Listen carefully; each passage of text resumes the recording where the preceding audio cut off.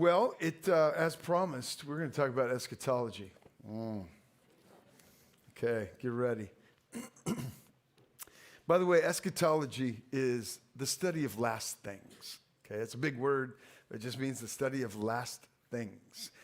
And if you joined us, if this is the first Sunday you've joined us at Redeemer, I've been preaching through the book of Romans for about 2 years. And we got to chapter 11 so far. I don't know how long I'll be in here, but these are the important places that we need to spend a little bit more time. We're coming up to chapter 11. And chapters 9 through 11, okay, is the largest portion in the scriptures that talk about the relationship between the Jews and the rest of the world, called the Gentiles. That relationship is laid out in those chapters, which makes it so important for us to take a look at. It's clear that the Old Testament is speaking about Israel as the chosen nation. It's a chosen nation in which God is going to reveal himself to the world. But when you arrive in the New Testament, the second half of the book, and the arrival of Jesus and the new covenant, the church seems to be in focus, made up of the chosen people from every tribe, tongue, and nation. Not just one ethnic group, but all the nations. And the question I left with you last week is, okay, what about Israel? Has the church replaced Israel as the new people of God? Or does God have two plans? One for Israel, one for the church. Are there two plans, or are there just one plan, one people of God, the church? That's the question. And Romans chapter 9 through 11 has the most to say about the subject, a central issue when you're talking about last things. Now, there are a lot of things, but it boils down to about 2 or 3 things that all then we start to spread into our views. But it comes back to, what do you think about church in Israel and that relationship? That's why we're going to take some time looking at eschatology and giving you kind of a broad sweep. I'm going to call it the grand tour of eschatology. I don't know how grand it will be, but I'm going to make it an attempt that it's going to give you an overview of how to even place Romans chapter 11. And then we'll jump in next week. Some of you are really excited about eschatology. You came up to me last week, or you emailed me and really excited to get into eschatology. Most of you are not. Are probably not interested. But those of you who are not, I do want to move the needle in the right direction, because I think you should care more than you do. Now, why do I say that? Well, history is moving toward a finish line of which the people of God, those who trusted in Jesus, are a part of. And we need to understand this. And I think the tendency of living in the 21st century is we just immerse ourselves in what's right in front of us, loving the life that is right in front of us, and we're hoping that one day the Lord's going to come and tap us on the shoulder and say, your room is ready. You can check in now. And until then, you don't even think about it. But I don't think that's the right way to live. I think it's very clear that our citizenship is not on earth, it is in heaven. We are passing through, we're pilgrims, and so we have to have our heart and mind in heaven. That requires a different attitude, one of eager anticipation for the Lord's return. Now, I think about myself. I need to grow in that, because there's a lot of things that I've got my mind doing here, but there should be reserved in my heart a longing for the second coming. That shouldn't be a fly in the ointment for God to come back. It shouldn't be like, quenching the spirit for Jesus to come back. That should be the longing of our heart. It says in 2 Timothy 4, verse 8, this is Paul talking about, and he's nearing the end of his life. He says, henceforth, there is laid up for me a crown of righteousness, which the Lord, the righteous judge, will award to me on that day, and not only me, but also to all who have loved his appearing. Think about that. Talking about believers who have loved his appearing. And he goes on, do your best to come to me soon, for Demas, in love with the present world, has deserted me. So here he does a contrast. I am eagerly waiting for the Lord's return. Yet there's this guy named Demas that used to be a comrade with Paul. He deserted Paul because he was in love with the present world. And I think there's always going to be a distraction with the present world in front of us. And we have a lot of responsibilities, so it's easy to be distracted. And there's a lot of things to love about this world. But the way that we are to enjoy them is by keeping our minds set on the things above, Colossians 3, right? A heavenward gaze that will protect us from loving this world too much, because we can love it too much. Now, there are reasons why we don't think about matters of eschatology. It's a fairly broad topic, and it's fairly deep, from cover to cover in the Bible. So you feel like you're swimming in an ocean trying to figure out, okay, to make heads or tails of these things. And the second reason is it uses or employs apocalyptic language or genre of literature where, like Daniel, the book of Daniel, or Ezekiel, or Revelation, or Matthew 24 and 25, it's going to use pictures and fantastic beasts and things that symbolize reality. If you've ever read Daniel chapter 8, you know what I'm talking about. You're like, okay, what is this supposed to mean? It's talking about like this, the goat and this ram with multiple horns battling it out, and one horn got broken off and then 4 grew back, and you're like, what is going on? Or if you go to Revelation, there's the woman and the dragon, there's the beast that comes out of the sea or out of the land. And you're trying to figure out, well, how am I supposed to interpret this? And I asked the question, God, why did you use apocalyptic literature when it would have been a lot easier if you just did simple prose? I would have understood it a lot better. Just lay it out like that. Why use all this fantastic language? And the best I can come up with is, I believe God is giving it to us to give truths that transcend any one moment of time. There are things that he wants us to gain, but apocalyptic literature makes it harder to interpret, which is why, at Redeemer, about 2 or 3 years ago, we took our confession, our doctrinal statement, and put it into 3 categories: primary doctrine, secondary doctrine, tertiary doctrine. If you want to be a member here, you got to believe primary doctrine. Okay, this makes you a believer. Okay, secondary doctrine, you need to believe these things if you're going to be a leader in our church. Tertiary doctrine, you could be on the elder board of the pastoral staff and be at different places with these things. The 2 things that are in the tertiary bin or category is charismatic issues and eschatology. That's what we're talking about right now. And I can tell you that on our leadership team, 3 of the 4 views that I will mention later in the sermon can be found. And we are, having good dialogue, trying to sharpen each other.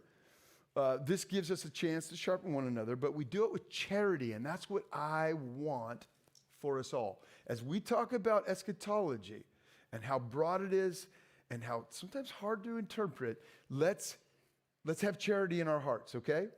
You can come with your opinions. They can be strong. You can battle together, but do it with charity. Do it with love in your heart, because these will build us up.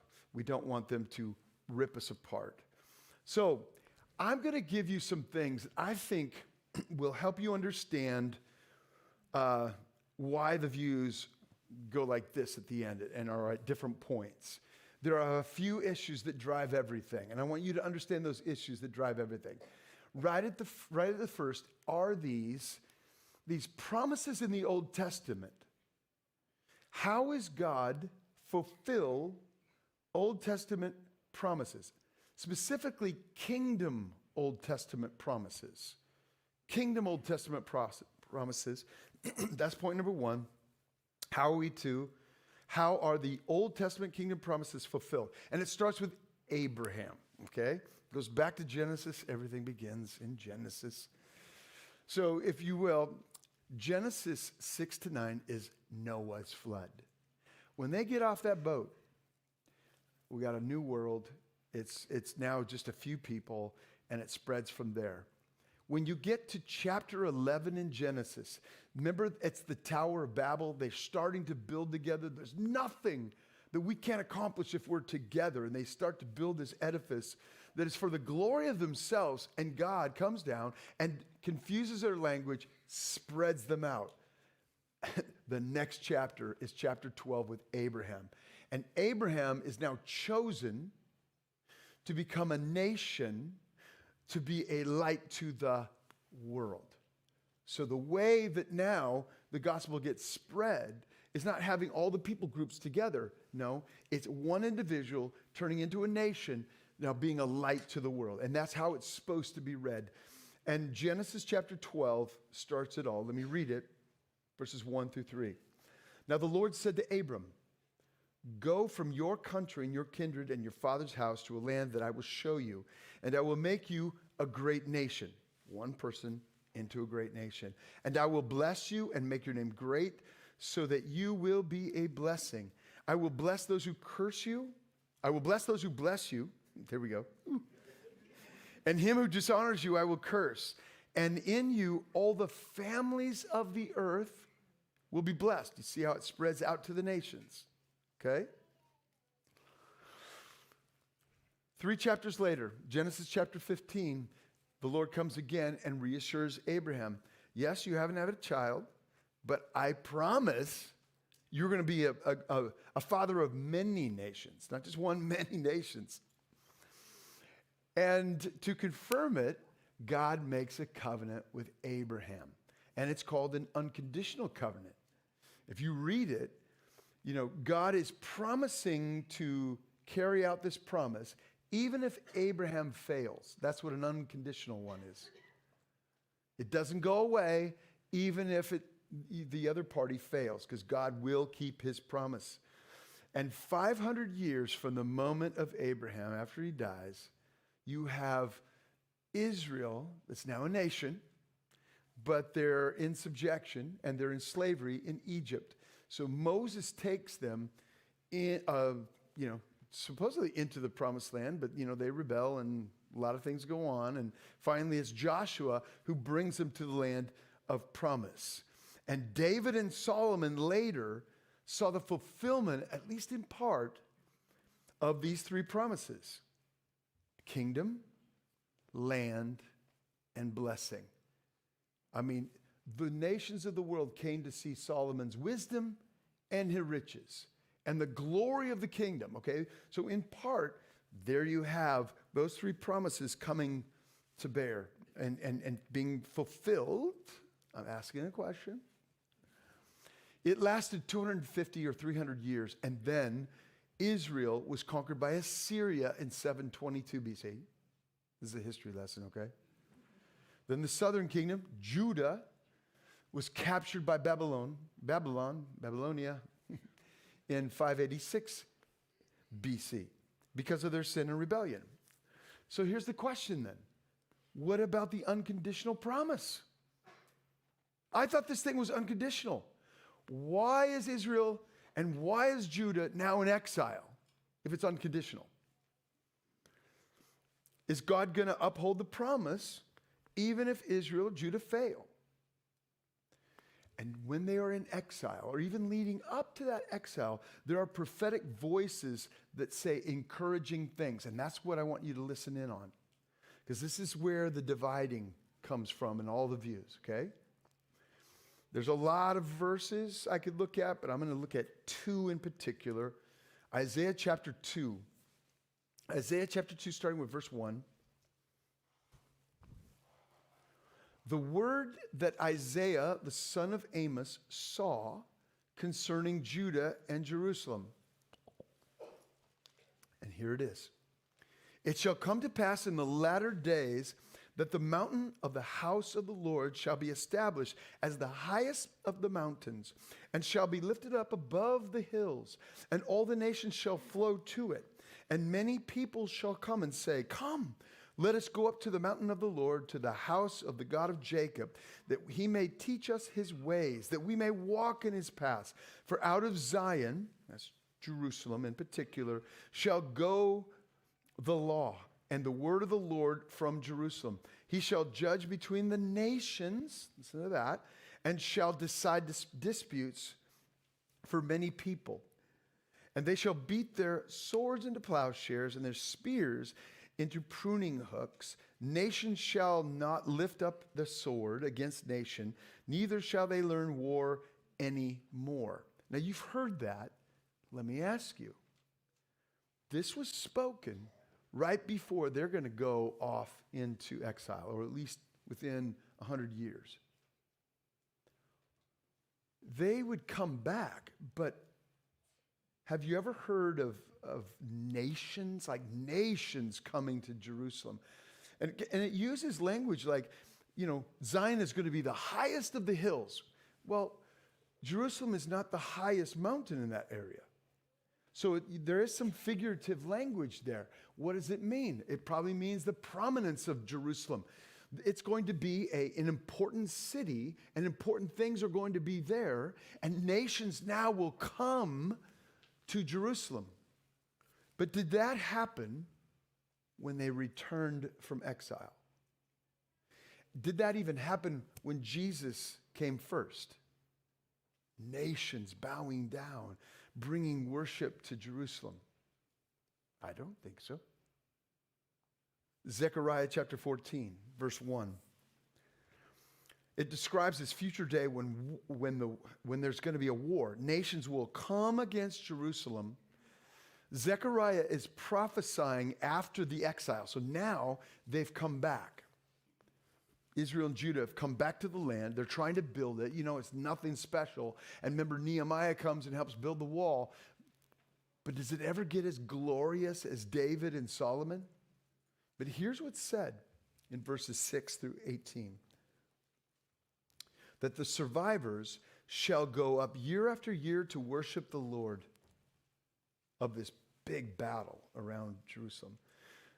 The survivors will go up year after year to worship the King, the Lord of hosts, to keep the Feast of Booths. And if any families of the earth do not go up to Jerusalem to worship the King, the Lord of hosts, there will be no rain on them, no blessing on that nation if they don't go up and worship the King. And if the family of Egypt does not go up and present themselves, then on them they shall have no rain. There shall be the plague with which the Lord afflicts the nations that do not go up to keep the Feast of Booths. So again, I ask, when was that fulfilled? Because when they came back from the exile, they were a fledgling group, and they went from,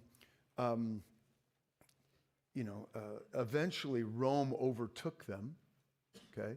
Christ came in that realm. Did that ever happen with Christ in his first coming?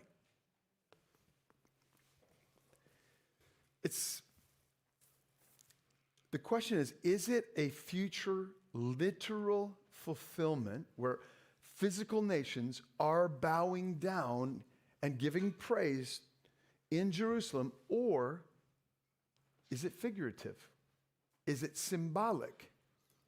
How could it be symbolic? Well, maybe the nations are coming to hear the gospel of Jesus Christ. And Jerusalem, because it's the center of everything, somehow that message is getting to the world. That's kind of what it would be like symbolically or spiritually. But that's the question. Both of these passages talk about a kingdom fulfillment, though, that's very earthy, right? Where sin and rebellion still exist. Because you've got nations rising or saying no to the Lord, and then they get no rain. There's no blessing that comes on them. Like, when does this happen? That's where, point number 2, we're going to move to this question. What do we make of the millennium? You go, well, what's the millennium? Like, you mean Millennium Park in Chicago? What is the millennium? And that is found in Revelation chapter 20. So you go to the very end. We're in Genesis. Now we're going to be in Revelation. Revelation chapter 20, and I will read the 10 verses.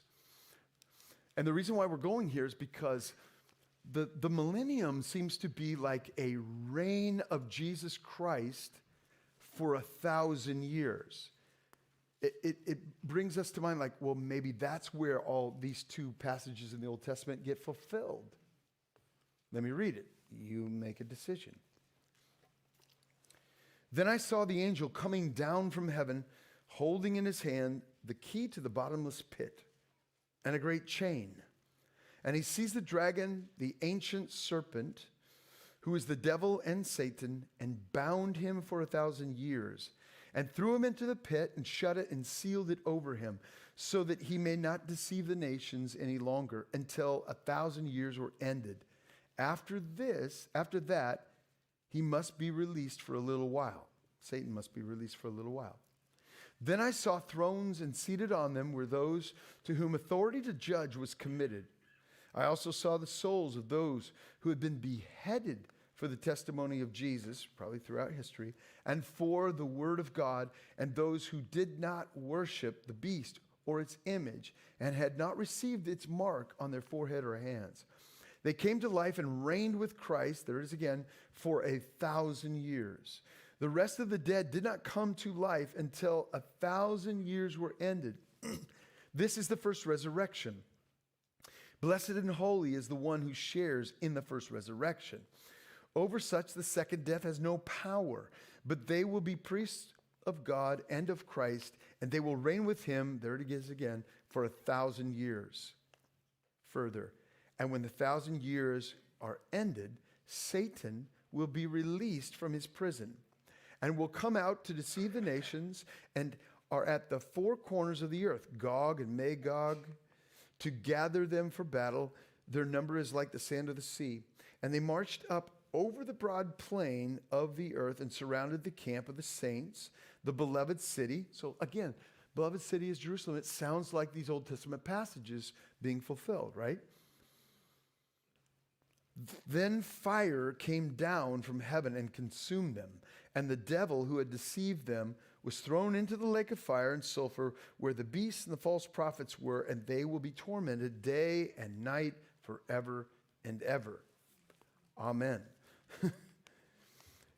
So if you refuse to worship in Jerusalem, it would seem, no rain is going to come to you, or there's going to be, if you gather all the armies against the Lord, he's going to slay you just with the breath of his mouth, fire from heaven, boom, it's going to be over. It's not going to be much of a battle. But the reason why chapter 20 is so important, because it speaks of that 1,000-year reign, which seems like a fulfillment of those Old Testament passages. But the thing is about the millennial reign, here's the difficulty with it. During that reign, it seems like death and sin and rebellion still exist. So you have the Lord reigning with a rod of iron. You have resistors, but they don't do a lot of resisting, at least when Christ is in his place. And where is that? It can't be, when you think about this, if there's sin, death, and suffering, it can't be the eternal state where there's no more sin, death, sorrow, pain. We're not there yet. So what is this? Let me just summarize where we are at this point. So land, nation, and blessing are promised to Abraham way back in chapter 12. And his descendants. It was unconditional. And when Israel and Judah rebelled and went into exile, the question is, well, how is it going to be fulfilled? Because if this is unconditional and Israel can't screw it up, then it should be still in place. But they got kicked out of the land. And then Isaiah and Zechariah promise a return to national glory with nations worshiping in Jerusalem. And by God's grace, they were able to come back. But it wasn't very glorious. I remember Nehemiah had to come and build a wall because it was so dilapidated. And then they went from being under a Ptolemaic, which is a certain reign of a country, their power, to the Seleucid kingdom, and then Rome. and then Christ. And where have we got a restored kingdom? We don't have a restored kingdom, it doesn't seem like. So there's two answers given to this. So we've got these unfulfilled, prophecies. Israel's going to have its glory again. We haven't seen it yet. So what are we to make of all of this? There's two answers given. That the millennium being spoken about in chapter 20 is literal and earthly. Okay? This gives fulfillment to the promised kingdom, 1,000-year reign of Jesus Christ, and then it's a prelude to the eternal state. Or you see it as figurative and symbolic, that the 1,000-year reign is not a literal 1,000 years. It basically is a spiritual one, that we are currently in the millennium. How are we currently in the millennium? Well, people who hold this would say that at the death and resurrection of Jesus, Satan was bound. And now the gospel can go forth. We are living in the millennium. And all we wait for is Christ's return. Then we head into the eternal state. So I hope this gives a little bit of an overview finally into my last point. We're going to get into some more detail. How's that? To show you the 4 views of eschatology. 4 views of eschatology. By the way, I have a little fold-out, laminated fold-out. Little? Yeah. This is actually really, really good. My mother-in-law was doing like a study on eschatology with our little ones. And at the end, she gave me this book. Well, it was in my library for years, and I didn't look at it. This is awesome. Okay? I had the elders read it with me as we were preparing for this time. And this little fold-out comes with it. It kind of summarizes everything. It's so good. It really is helpful. Lots of pictures in here. Come on. And I have it. I had it. It's all sold out. But at that little table back there, you can order it. You can order this, either one of these. I would just encourage you, if you want to study a little bit more or have a little handy guide as we go through it, that you pick that up, okay? So let's go over in particular some of the things in these views. And the 4 views are, you get ready for these big words, dispensational premillennialism. Say that 4 times fast. Then historic premillennialism. Then amillennialism. And post-millennialism. So let's look at the first 2, dispensational and historic pre-mill. Can I say pre-mill and you know what I mean? Okay. They're the ones that insist on a literal millennium, 1,000 years, literal years, where Christ physically reigns, fulfilling the prophecy of Zechariah 14, Isaiah 2, so many more, that Christ will rule with a rod of iron over the nations. So the flow of history is the present age, the church age. Then there's going to be the second coming, then the millennium, then the eternal state. Okay? The difficulty with this view, if you say it's a literal 1,000 years, the difficulty with this view is how do you explain sin and death after the second coming of Christ, when it says in 1 Corinthians 15 that death is defeated when he comes back as the last enemy? Because in the millennium, again, yes, Christ will reign, but there's still opposition. There's still going to be a final battle. What is sin and death doing in that period? 1 Corinthians 15, 22 to 26. For as in Adam all die, so also in Christ shall all be made alive, but each in his own order, Christ the first fruits, then at his coming, those who belong to Christ. Then comes the end, okay? When he delivers the kingdom to God the Father after destroying every rule and every authority and power. He must reign, Christ must reign, until he has put all enemies under his feet. The last enemy to be destroyed is death, okay? Let's look at the last two, amillennialism and postmillennialism. Those are the ones that insist the millennium is spiritual, it's figurative, it's symbolic, instead of a literal reign. So they have, at the death and resurrection of Jesus Christ, Satan was defeated. He was bound, if you will, so that the gospel can spread to the nations. So they would say, we're living in the millennium, the golden age of the gospel proclamation. Okay?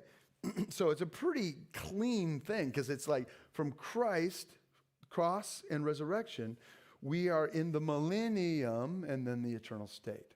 So it's pretty easy to draw on a map, okay?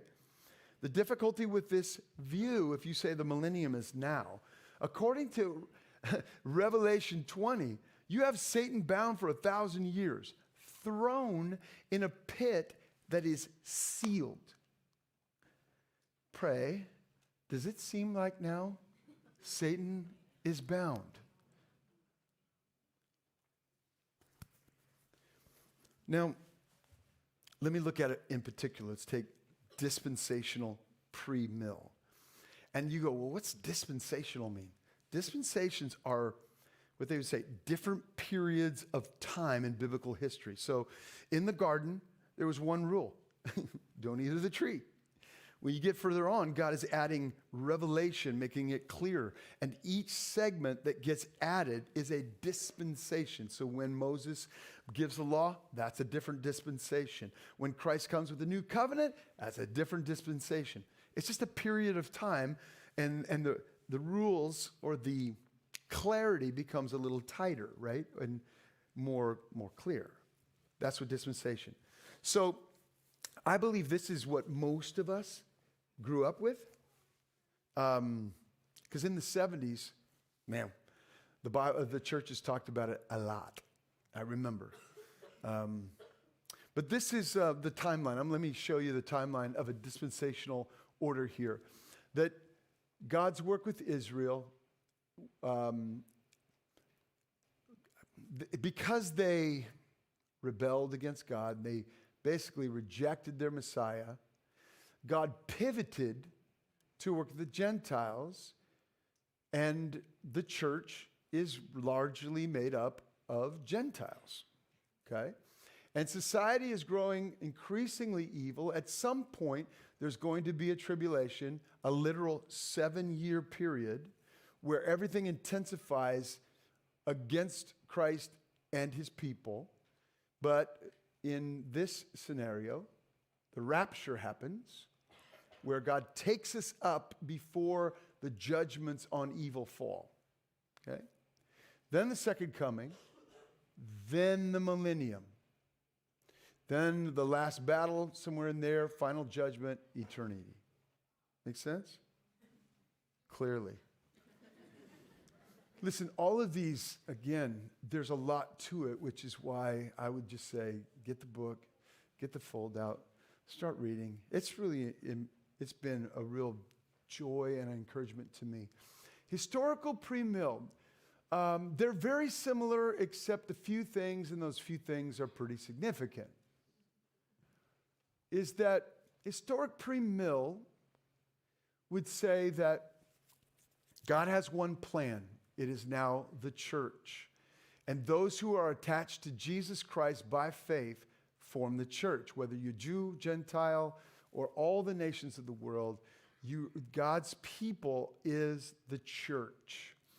And society is getting increasingly evil. At some point, a tribulation is going to take place. We're going to go through it. Then the second coming.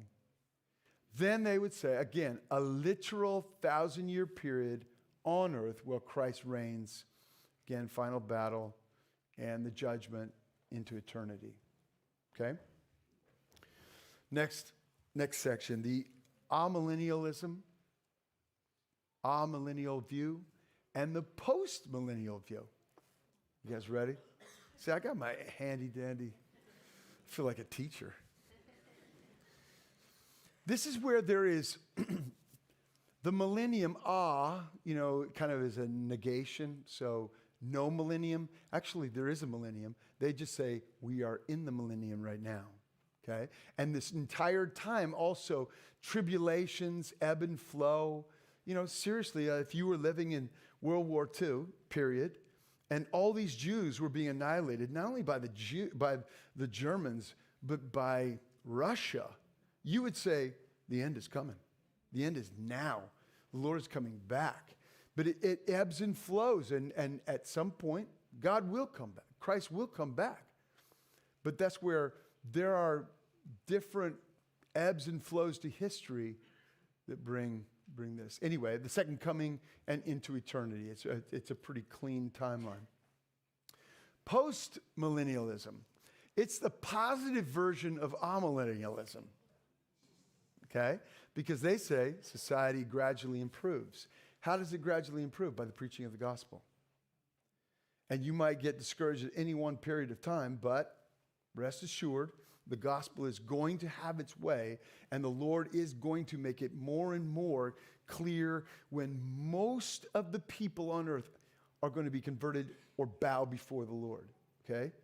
So there's going to be, here's the church age that we're presently in, made up of Jew and Gentile, just one plan. Here too, one plan. And at some point, tribulation is going to graduate into this golden period of the millennium. It is on the earth, yes, but it's not a 1,000-year period. Not literal 1,000 years, okay? And then the Lord comes back, final judgment, into eternity. Clear as ever, right? Well, there's a lot there, and I just give that to you to try to clarify some things. Again, it all goes back to there are promises and prophecies in the Old Testament talking about a restored nation and all the nations coming to Jerusalem as if it's the centerpiece. And you have to say, did that happen in Christ's first coming?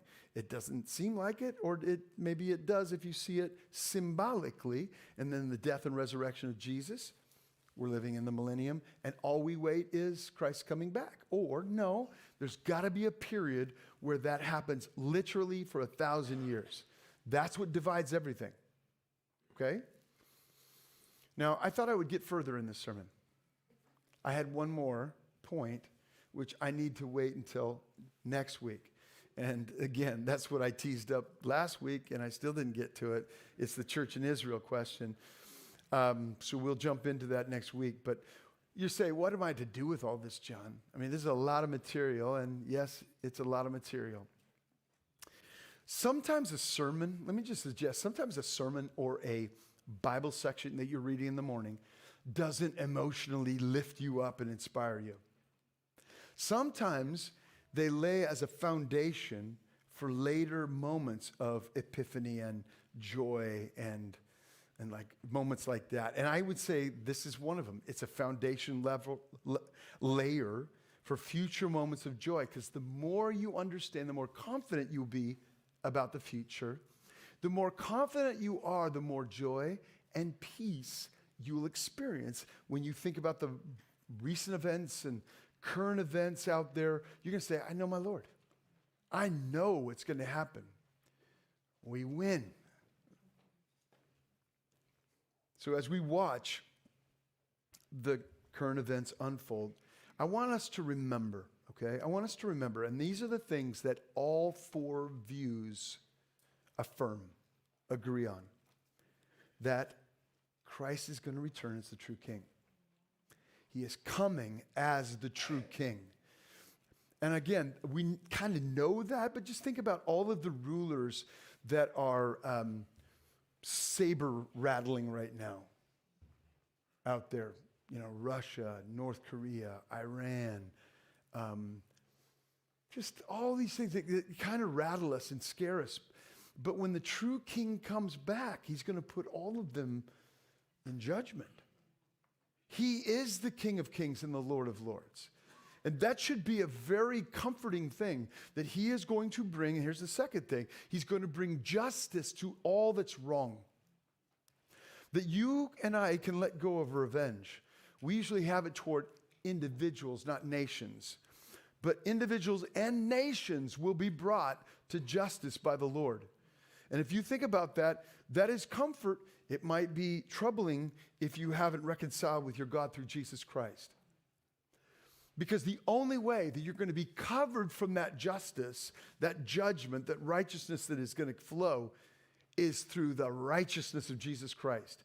Because Jesus Christ, what he did on the cross was expending all of the judgment, all of the wrath of God on his son Jesus because of your sin.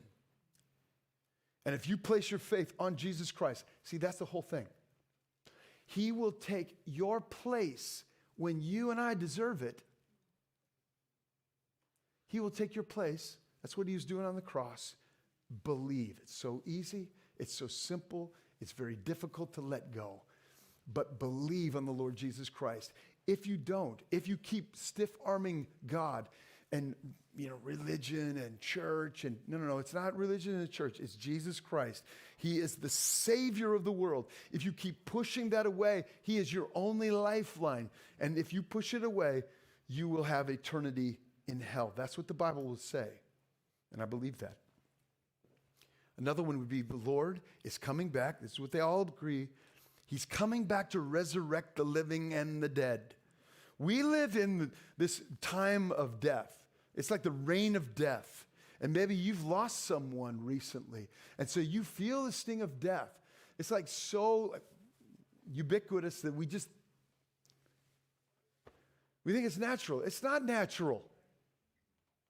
It's a judgment from God way back at the beginning that we're going to die. And it's to wake us up so that we would seek the only one who can help us. But one day, the Lord's going to resurrect the living and the dead, some to judgment, some to everlasting life. And those believers who are here on the earth, when the Lord returns, he's going to give you a new body. Not one, think about that, not one that wears out, not one that gets tired, not one that doesn't work right, not one that you just are so frustrated with. No, he gives you a new body that doesn't hinder you at all. It gives you a mind so that you're not captivated by lies and deceit and pressures from other people and how to conform to this and that. No. He's going to give you a new body. And lastly, death is going to be defeated forever. No more suffering, no more aging, no more sorrow, no more tears.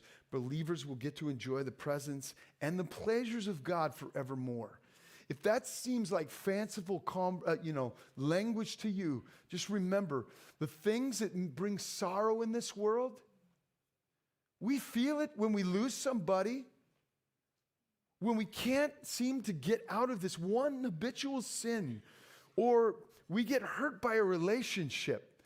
And it seems like it's in such ashes that it can't be put back together again.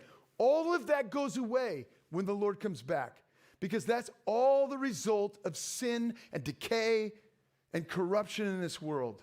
And God has a better thing in mind. And those who are attached to Jesus Christ, you're going to live. You're going to live. And he wins. That's a bright future. It's that one day he's coming back, and it gives us hope. It gives us confidence for the day because we win, and we get to celebrate in the end zone with the Lord forever. Why don't you bow your heads?